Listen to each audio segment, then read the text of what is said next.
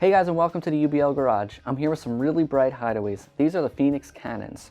On these wiring harnesses, you're going to have 5 wires. Your first wire is the black wire, and that's your ground.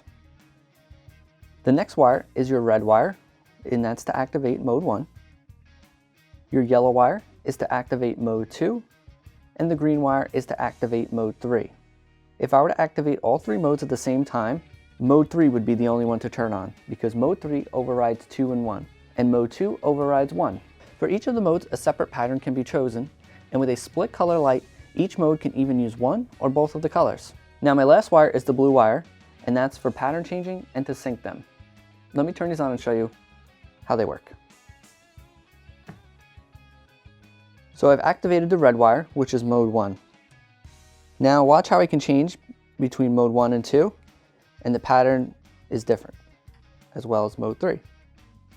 Now if I turn on mode 1 and take the blue wire to ground for 1 to 2 seconds, it can change the flash pattern. I'm going to do this as many times as I'd like until I find the pattern that I want. Keep in mind using all 3 modes is optional, and if I only want the light to flash, I can simply just disregard the other 2 modes. Now to sync these up, I'll need to use the blue wire by holding it to ground for 5 seconds. If the light turns on dim, that means it's slave. And if the light turns on at full brightness, that indicates master. Now that I've set this to master, I'll need to change it to a common flash pattern. The easiest one to identify is steady burn, so that's what I'm going to change it to. Now that I set this to master and set it to steady burn, I'm going to repeat the process for my second module.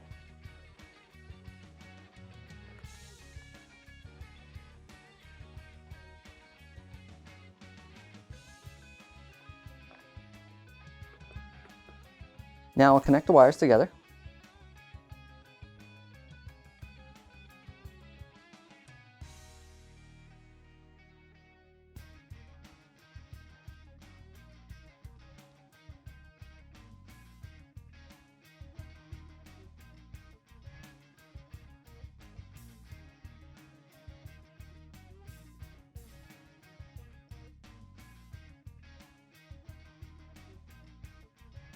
Now when the lights are on for more than 3 seconds on a steady burning pattern, they'll go dim. That's just a safety feature so the light doesn't overheat. Now I've set one to master and one to slave, and they're both on the same flash pattern and alternating. Now if I didn't want the lights to alternate, I would set them both to master or both to slave. So the light turned on dim, that means it's slave, which matches this module here. Now keep in mind, if this were a split color module, one color would activate to indicate slave, and both colors would activate to indicate master. Now that I set them both to slave and they're on the same flash pattern, they'll flash simultaneously rather than alternating. If I were syncing up more than 2 lights, I would simply select half to be master and half to be slave, or set 3 as master and 1 as slave. It's really up to you how you want to do it, if you want to get crazy and make some funky flash patterns.